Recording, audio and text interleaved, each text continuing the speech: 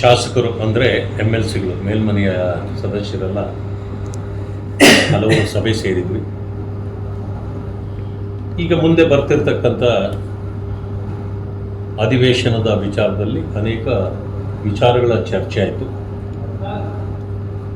ಸುಮಾರು 20-25 ಅಂಶಗಳನ್ನು ತೆಗೆದುಕೊಂಡು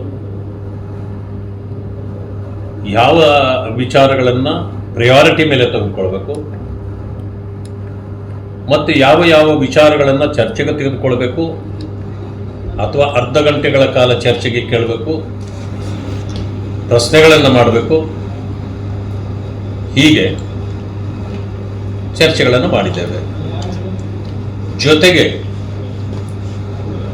ಸರ್ಕಾರ ಇವತ್ತು ಸಂಪೂರ್ಣವಾಗಿ ಭ್ರಷ್ಟಾಚಾರದಲ್ಲಿ ಮುಳುಗಿರ್ತಕ್ಕಂಥದ್ದು, ಆ ವಿಚಾರಗಳನ್ನು ಯಾವ ರೀತಿ ತೆಗೆದುಕೊಳ್ಬೇಕು,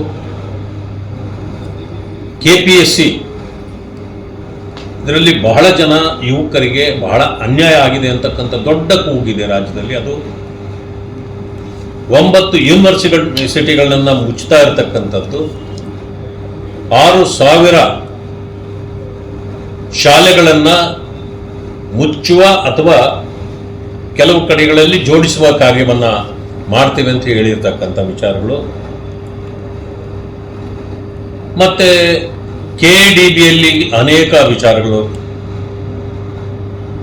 ಯಾವ ರೀತಿ ಅಲ್ಲಿ ಅಲಾಟ್ಮೆಂಟ್ಗಳೆಲ್ಲ ಆಗ್ತಾ ಇದೆ ಅಂತಕ್ಕಂಥದ್ದು, ಅಭಿವೃದ್ಧಿ ಕಾರ್ಯಗಳು ನೆನೆಗುದಿಗೆ ಬಿದ್ದಿರ್ತಕ್ಕಂಥ ಕೆಲಸಗಳು, ಗ್ಯಾರಂಟಿ ಹೆಸರಿನಲ್ಲೇ ಇನ್ನೂ ಕೂಡ ಕಾಲಹರಣ ಮಾಡ್ತಾ ಗ್ಯಾರಂಟಿಗಳನ್ನು ಜನರಿಗೆ ತಲುಪಿಸದೆ ವಂಚನೆ ಮಾಡ್ತಾ ಇರತಕ್ಕಂಥ ವಿಚಾರಗಳು.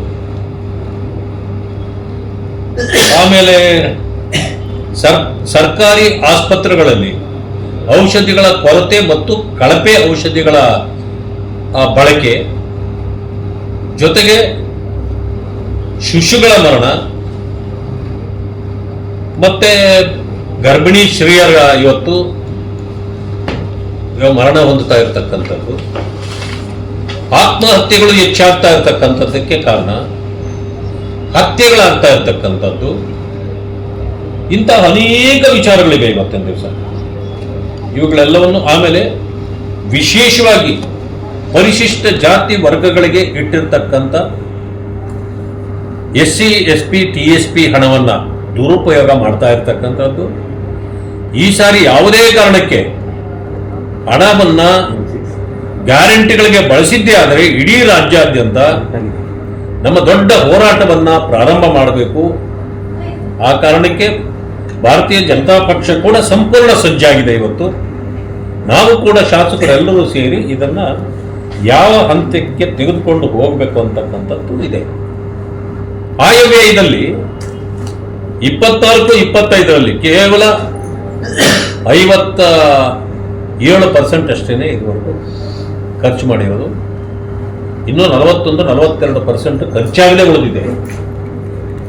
ಇದು ಕೇವಲ 15-20 ದಿವಸದಲ್ಲಿ ಹೇಗೆ ಖರ್ಚು ಮಾಡಲಿಕ್ಕೆ ಅವರಿಗೆ ಸಾಧ್ಯ ಇದೆ? ಇದನ್ನು ನಾವು ಕಾದು ನೋಡ್ತಾ ಇದ್ದೇವೆ. ಈ ಆಯವ್ಯಯ ಬಂದ ಮೇಲೆ ಇದಕ್ಕೆ ಏನ್ ಮಾಡಬೇಕು ಅನ್ನೋದರ ಬಗ್ಗೆ ನಾವು ಪ್ರಸ್ತಾಪ ಮಾಡುವಂತ ವಿಚಾರಗಳನ್ನು ಕೂಡ ನಾವು ಇವತ್ತು ತೆಗೆದುಕೊಂಡಿದ್ದೇವೆ. ಪರೀಕ್ಷಾ ಪ್ರಾಧಿಕಾರಿಗಳಲ್ಲಿ ಇರ್ತಕ್ಕಂಥ ನ್ಯೂನ್ಯತೆಗಳು, ಶಿಕ್ಷಣಕ್ಕೆ ಯಾವ ರೀತಿ ಇವರು ಒತ್ತು ಕೊಡ್ತಿದ್ದಾರೆ, ಇದರ ಬಗ್ಗೆ ನಾವು ಏನು ಮಾಡಬೇಕು, ಈಗ ಅನೇಕ ವಿಚಾರಗಳನ್ನು ನಾವೆಲ್ಲರೂ ಕೂಡ ಚರ್ಚೆ ಮಾಡಿದ್ದೀವಿ. ಇವತ್ತಿನ ಮಾನ್ಯ ಅನೇಕ ಶಾಸಕರು ಬಂದಿದ್ದರು. ಈಗ ನಮ್ಮ ಜೊತೆಯಲ್ಲಿ ಮಾನ್ಯ ನವೀನ್ ಅವರು ಮತ್ತು ಕೇಶವ್ ಪ್ರಸಾದ್ ನಮ್ಮ ಜೊತೆಗಿಲ್ಲಿದ್ದಾರೆ. ಸೊ ನಾವು ಇದನ್ನೆಲ್ಲವನ್ನು ಚರ್ಚೆ ಮಾಡಿದ್ದೇವೆ. ಇನ್ನೂ ಕೂಡ ಇನ್ನೊಂದು 2-3 ದಿವಸಗಳ ಕಾಲ ಈ ರೀತಿಯ ಚರ್ಚೆಗಳಾಗ್ತದೆ.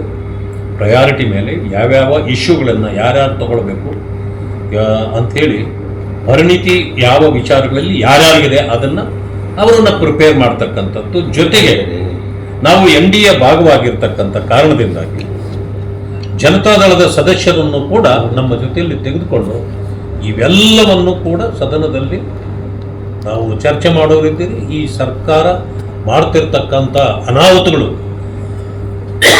ಭ್ರಷ್ಟಾಚಾರದಿಂದ ಹಿಡಿದು ಏನು ಕಾನೂನು ಸುವ್ಯವಸ್ಥೆ ಹಾಳಾಗಿ ಹೋಗಿದೆ, ಎಲ್ಲಿ ಕಲ್ಲು ತೂರಾಟಗಳು ನಡೀತವೆ, ಈ ಓಲೈಕೆಯ ರಾಜಕಾರಣದಿಂದ ಎಂತಹ ಪರಿಸ್ಥಿತಿಯನ್ನು ಇವತ್ತು ರಾಜ್ಯ ಎದುರಿಸ್ತಿದೆ, ಇವೆಲ್ಲವುಗಳನ್ನು ಕೂಡ ನಾವು ಇಲ್ಲಿ ಚರ್ಚೆ ಮಾಡೋರಿದ್ದೇವೆ ಅಂತಕ್ಕಂಥದ್ದನ್ನು ಇವತ್ತು ನಮ್ಮ ಸದಸ್ಯರು ಕೂಡ ಇಲ್ಲಿ ಚರ್ಚೆ ಮಾಡಿದ್ದಾರೆ. ಇನ್ನೂ ಅನೇಕ ವಿಚಾರಗಳನ್ನು ಇಟ್ಕೊಂಡು ನಮ್ಮ ಜೊತೆ ತಮ್ಮ ಜೊತೆಗೆ ಬರ್ತೇವೆ.